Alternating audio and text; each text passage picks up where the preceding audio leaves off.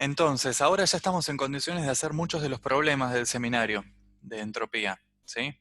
Acá puse algunos de los problemas. La idea es que los charlemos, pero básicamente con lo que estuvimos viendo, podrían encararlos. El problema 2 ya lo habíamos analizado, el 3 lo voy a dejar, 3 y 4 los vamos a dejar un ratito. El problema 2 es bastante conceptual. Dice, para cada uno de los siguientes procesos, indicar si las cantidades delta S del sistema y delta S del universo son positivas, negativas o su valor es cero.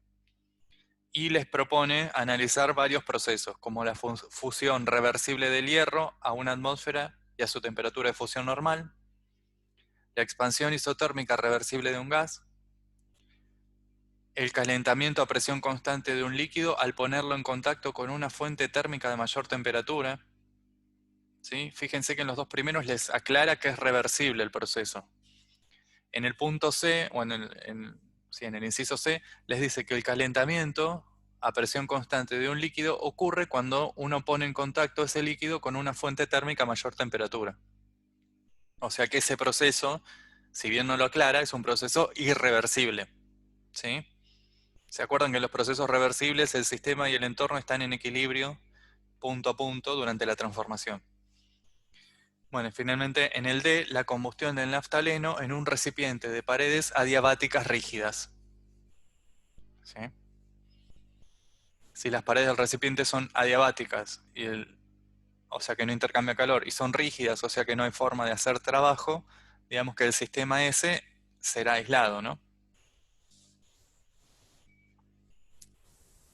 Bueno, y el problema 5 es básicamente teórico y lo fuimos resolviendo en las diapositivas. Dice, obtener una expresión general del diferencial de S combinando el primer y el segundo principio de la termodinámica, en términos de volumen y temperatura y en términos de temperatura y de presión. ¿Sí? Entonces ahí pueden hacerlo ustedes repasando lo que fuimos viendo y presten atención a cada uno de los puntos, en cada una de las igualdades, qué relación estamos usando, cuáles son generales y en cuáles estuvimos diciendo, bueno, supongamos un gas ideal, por ejemplo. ¿Sí?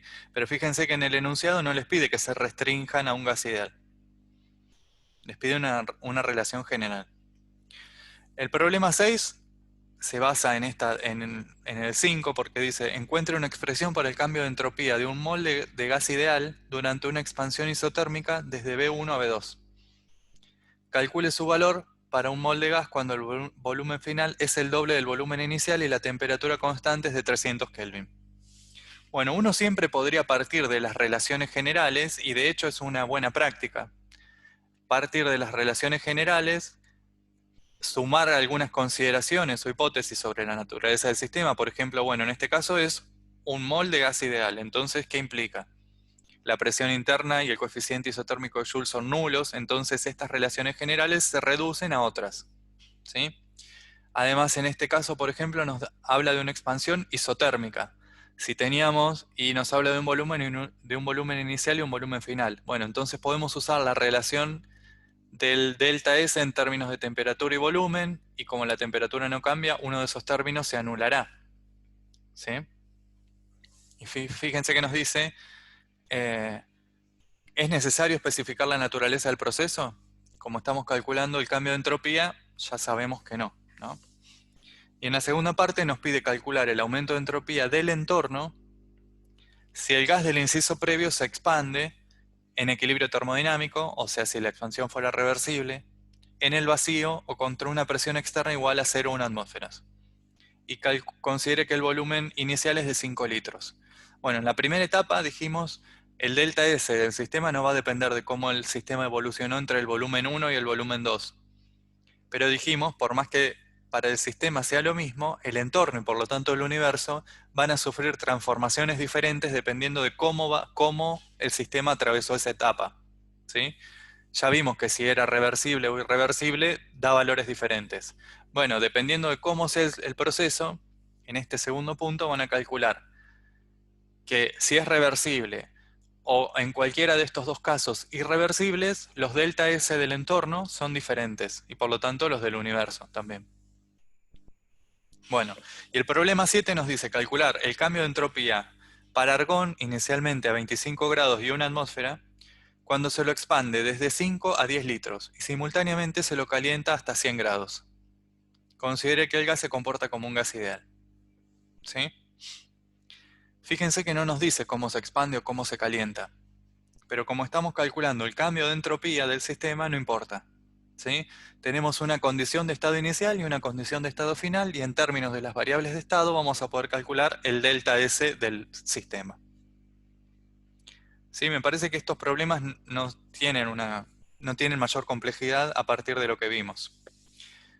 Como consejo para que les sirva, me parece que es útil escribir siempre las relaciones generales y ver a qué se reducen las relaciones generales para este caso particular. Por ejemplo, de nuevo tenemos un gas ideal, ¿sí? Pero las relaciones generales nos van a poder permitir después analizar qué pasa. Trabajar con esas nos va a permitir encarar más fácil qué pasa si el gas es un gas de Van der Waals, por ejemplo, o un gas de esferas duras. ¿Dónde cambia el cálculo? ¿Sí?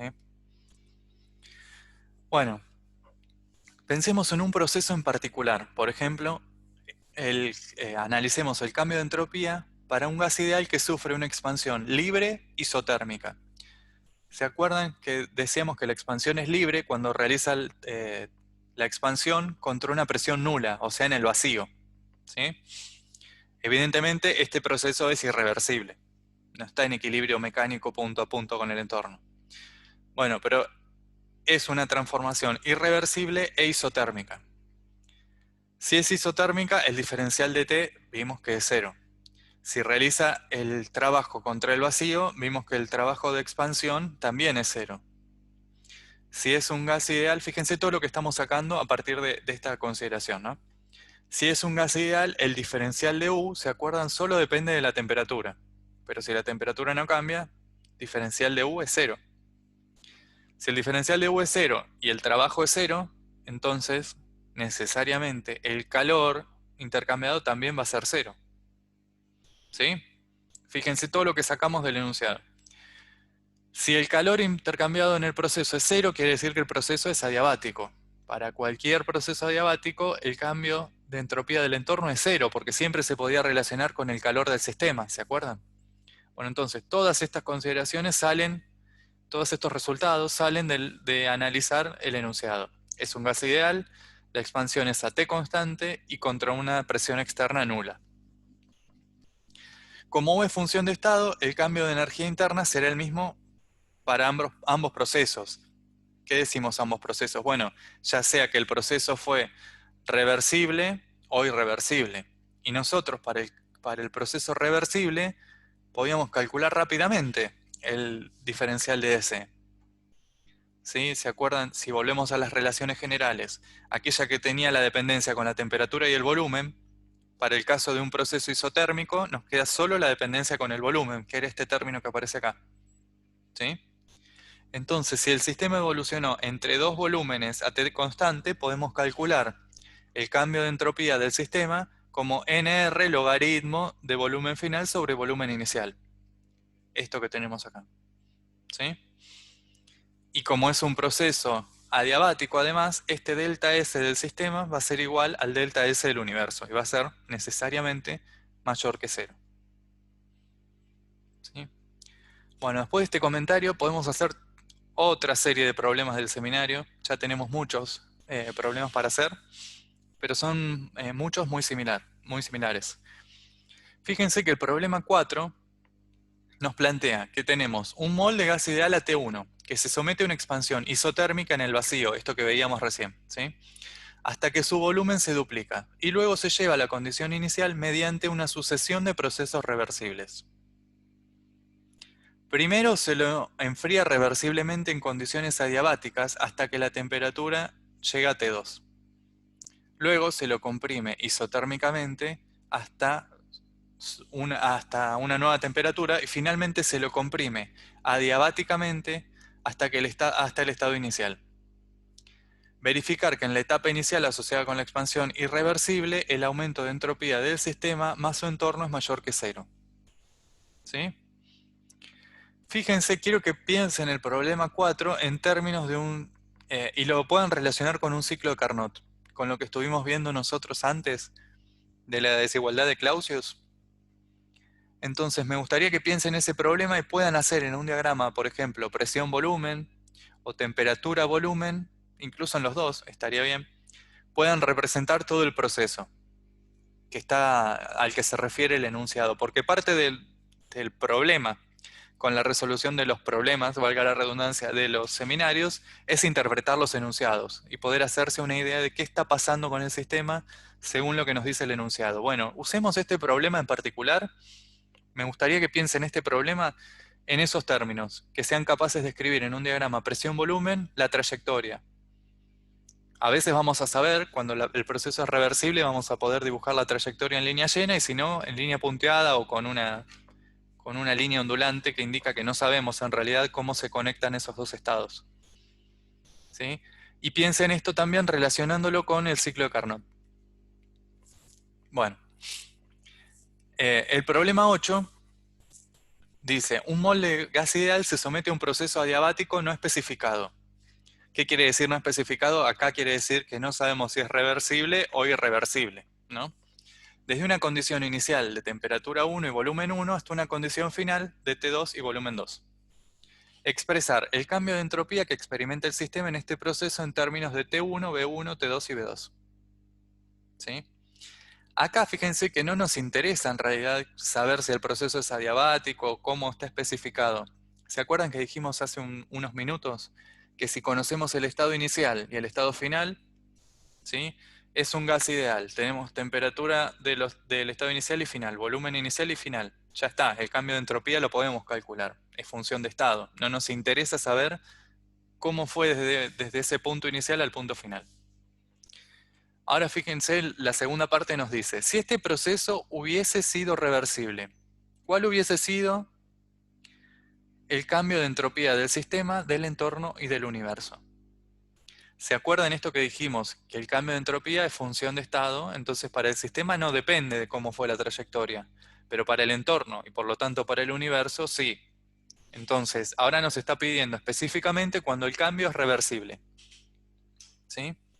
Entonces dice, si este proceso hubiese sido reversible, ¿cuál habría sido, debería decir? ¿Cuál habría sido el cambio de entropía del sistema, del entorno y del universo? ¿Qué habría esperado del cambio de entropía del sistema, del entorno y del universo si el proceso tuviera lugar en forma irreversible? ¿Sí? Entonces, de nuevo, me gustaría que piensen este problema y que deduzcan a partir de los datos que tienen y de las consideraciones que hagan, a partir de si saber si el proceso es reversible o no es reversible, qué debería pasar en cada etapa, en cada una de las en cada una de las transformaciones. Ya saben algunos resultados que deberían esperar. Por ejemplo, si el proceso es reversible, ¿cómo tiene que dar el cambio de entropía del universo?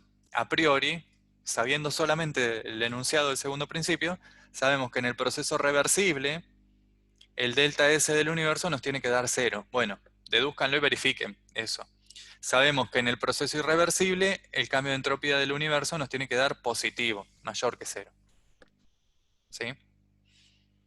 Bueno, el problema 9 nos dice, un mol de un gas ideal se somete a una expansión adiabática reversible desde una condición inicial de 300 Kelvin y 10 litros hasta que el volumen se duplica. ¿Sí? Estas transformaciones adiabáticas, vieron que ya vimos bastante de transformaciones adiabáticas, también está relacionado con el trabajo práctico, entonces van a encontrar a lo largo de la primera parte de la materia mucho de transformaciones adiabáticas. Y nos pide calcular la temperatura y la presión de este gas en el estado final. Bueno, este bien podría ser un problema que corresponde a primer principio. Hasta ahora no tuvimos que calcular nada fuera de lo que ya sabíamos de primer principio. Una expansión adiabática reversible, podemos usar las relaciones esas que conocíamos como ecuaciones de Poisson. ¿Se acuerdan? Después nos dice, calcule el aumento de entropía. Bueno, ahora entropía sí necesitamos segundo principio. Calcule el aumento de entropía del sistema, del entorno y del universo. ¿Sí? Está relacionado con el problema 8. Fíjense que la transformación es adiabática reversible.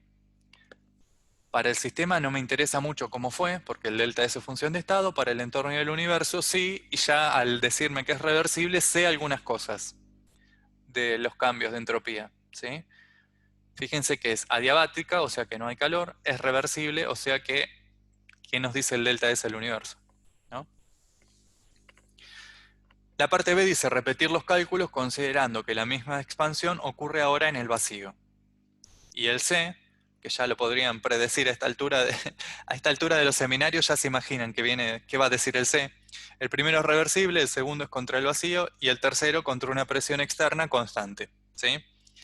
La idea es, de nuevo, que calculen, que revisen cómo dan estos cálculos cuando tenemos, si bien el sistema parte de un estado inicial y llega al mismo estado final, realiza transformaciones en distintas condiciones, algunas reversibles, otras irreversibles. Y la idea es que comprueben ahora con datos numéricos, que comprueben numéricamente que si bien el delta S del sistema es el mismo, ¿sí? Debería darle siempre eso, el delta S del entorno y del universo va a depender de cómo se llevó a cabo la transformación. Bueno, y el problema 10 dice, fíjense que ya vamos varios problemas que les quedan pendientes, ¿no? Los podemos revisar el jueves, si tienen dudas. Dice, un molde, un gas de esferas duras. Y ahí nos da los parámetros B, el covolumen y la capacidad calorífica. Eh, dice, se somete a una expansión adiabática reversible desde una condición inicial de 300 Kelvin y 10 litros hasta que el volumen se duplica. Calcular la temperatura y la presión de este gas en el estado final. ¿Sí? Cuidado acá cuando usen las ecuaciones que llamamos de Poisson, que en realidad ya no es un gas ideal, es un gas de esferas duras. Y cambia un poquito la relación. ¿Sí? Bueno, calcular esto en el estado final. ¿Sí?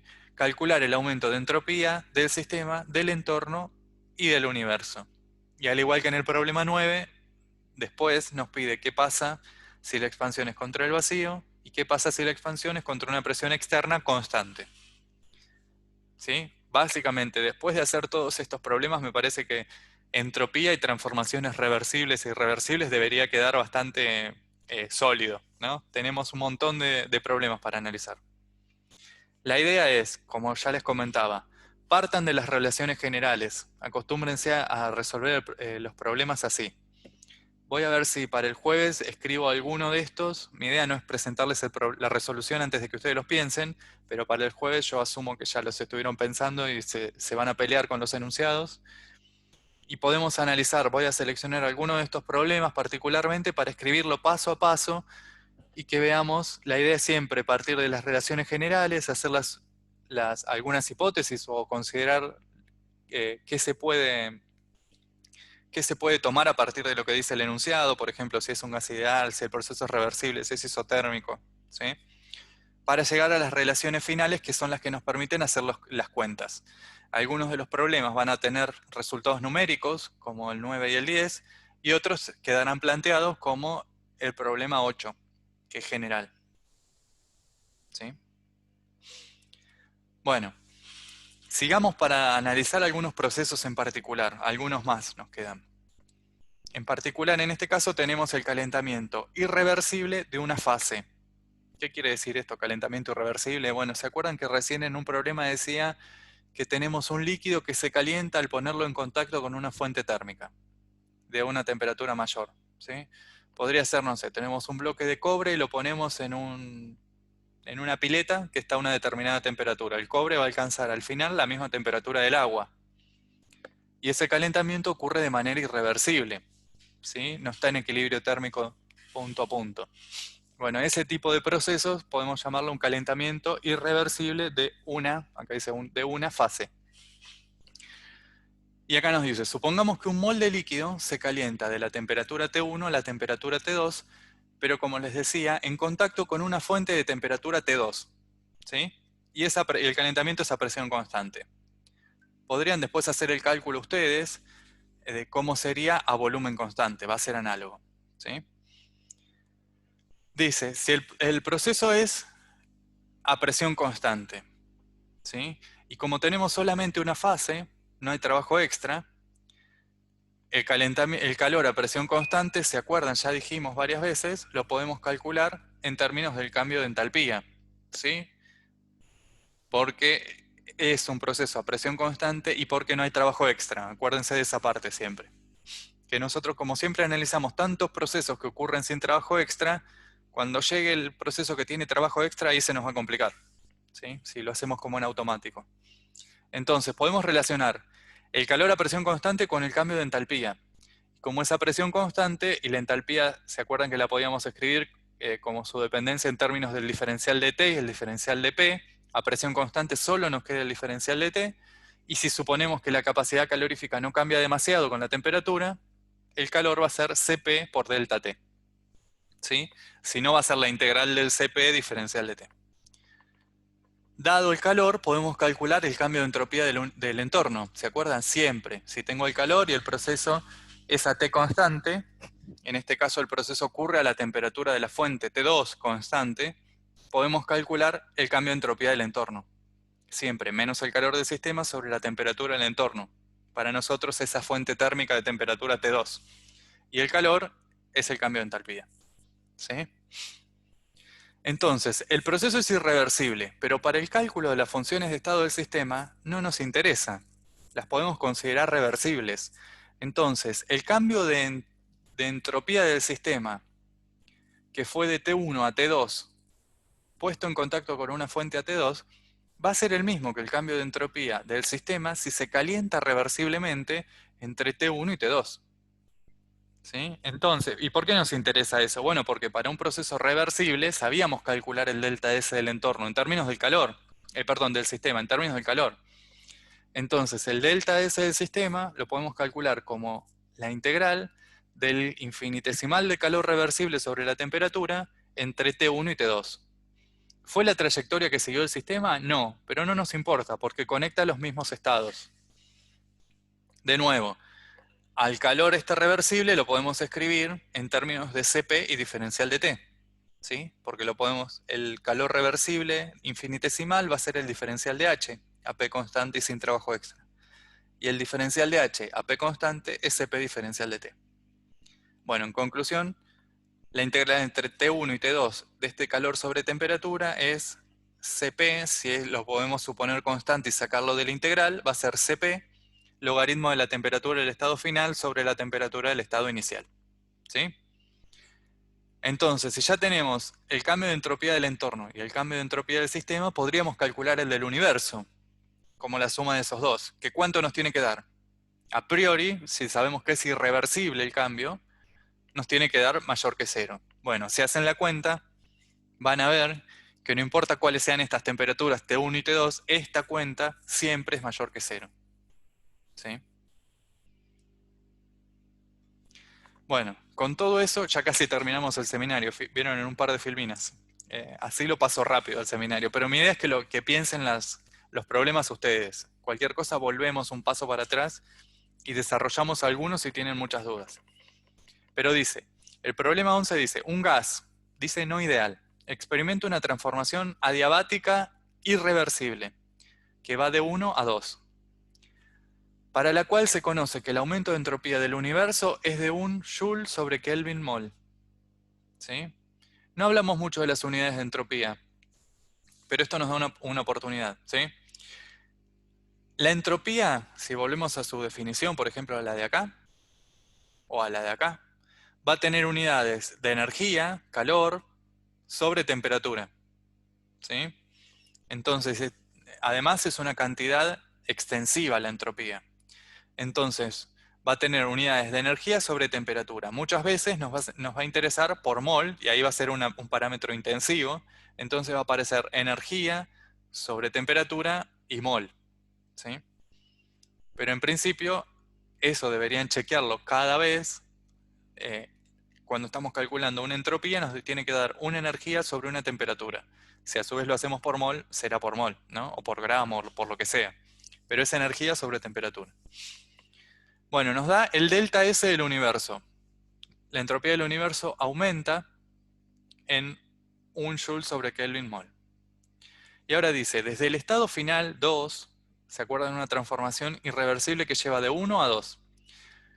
Desde el estado se lleva la condición inicial por una serie de procesos reversibles de 2 a 1, que no están especificados. O sea, no sé si son adiabáticos, si son isotérmicos o cómo son.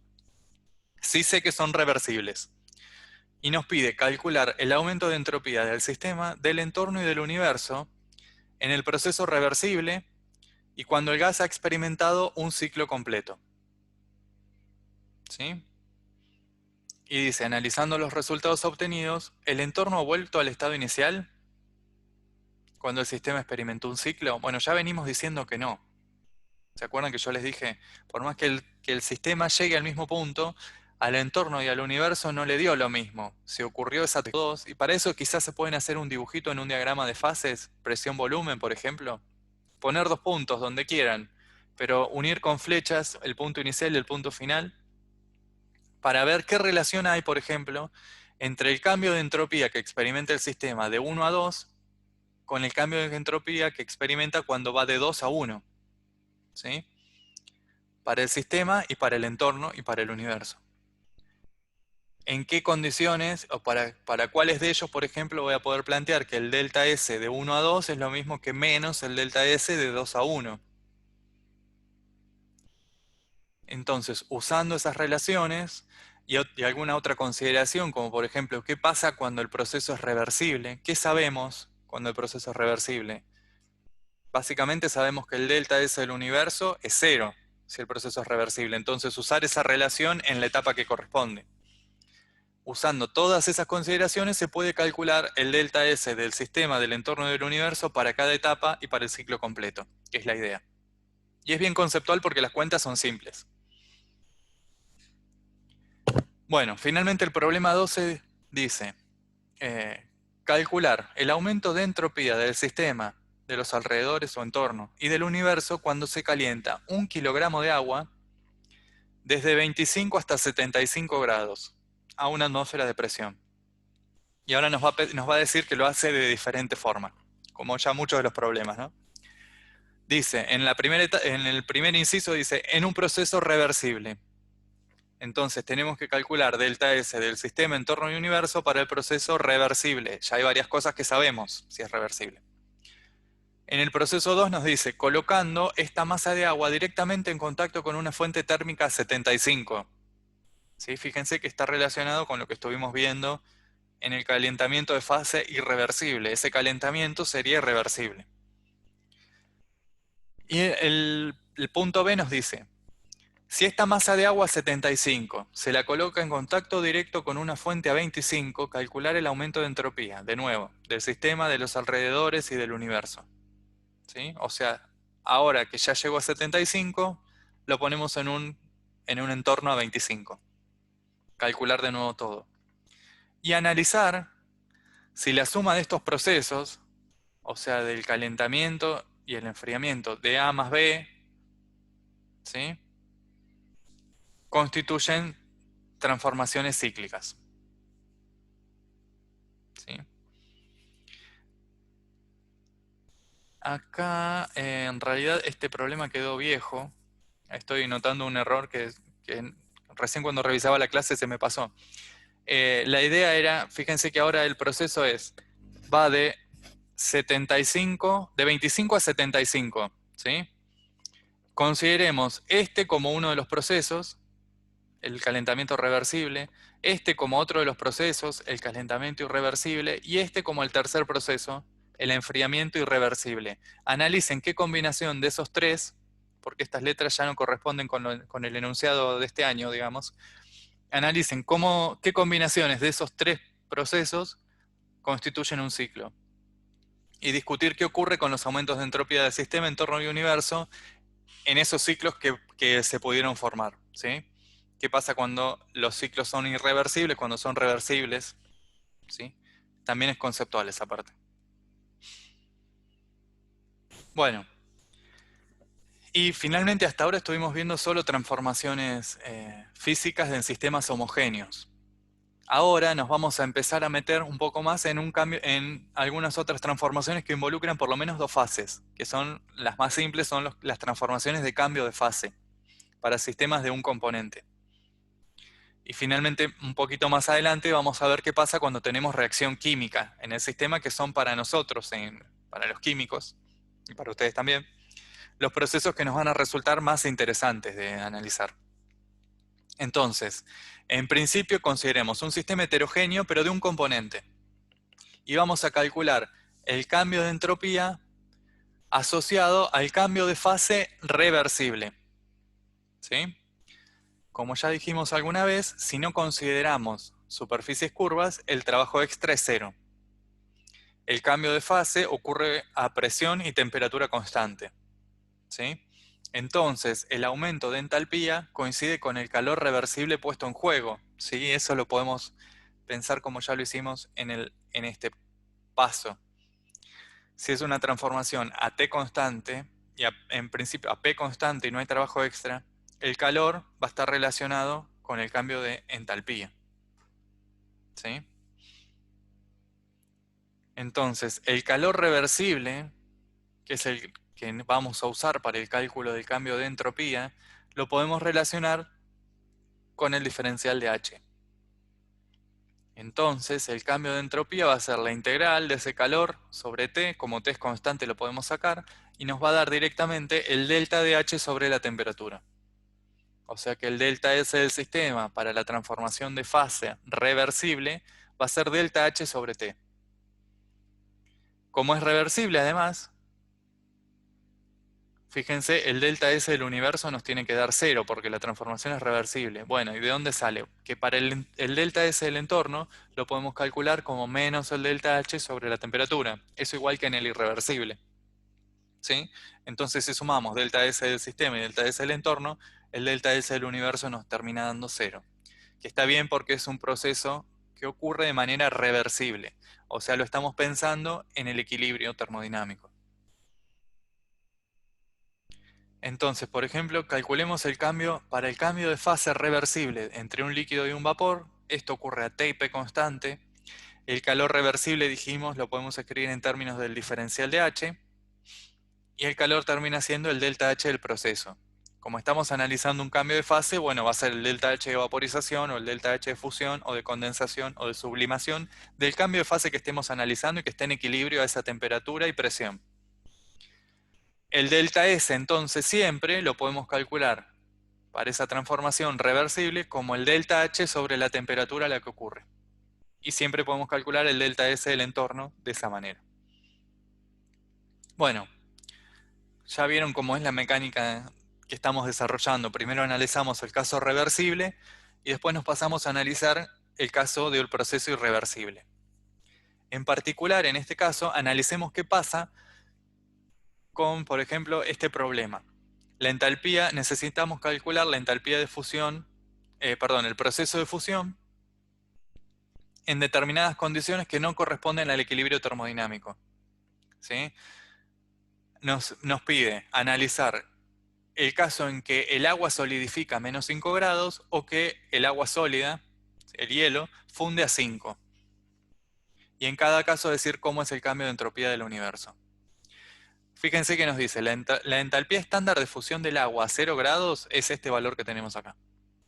Suponiendo que este valor no cambia entre menos 5 y 5, estime el cambio de entropía del entorno cuando el agua solidifica a menos 5 o cuando funde a 5 grados. O sea, vamos a analizar ahora cambios de fase irreversibles.